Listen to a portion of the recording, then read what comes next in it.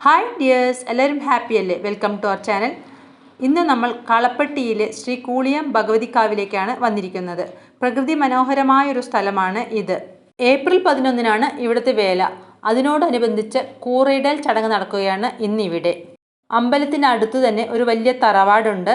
വലിയ മരങ്ങളൊക്കെയുണ്ട്. അമ്പലത്തിന് മുൻവശം നല്ല ഭംഗിയുള്ളൊരു കുളമുണ്ട്. കൂറയിടാനുള്ള മുള സ്ഥിരമായി ഒരു തറവാട്ടിൽ നിന്നാണത്രേ മുറിച്ചെടുക്കാറ്. ദിവസങ്ങൾക്ക് മുമ്പ് ആശാരി പോയി മുള സെലക്ട് ചെയ്ത് അടയാളം വയ്ക്കും.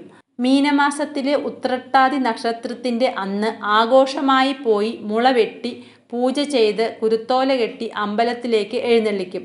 ഭക്തർ ദേവിയെ പ്രാർത്ഥിച്ച് ഇതിലേക്ക് കൂറ കെട്ടും. ദാഹിച്ചു വരുന്നവർക്ക് അടിപൊളി സംഭാരം ഒരുക്കിയിട്ടുണ്ട് ഇവിടുത്തെ കുടുംബശ്രീ കൂട്ടായ്മ. ഇന്നത്തേക്ക് 14-ാം ദിവസം ഉത്രത്തിൻ്റെ അന്നാണ് വേല.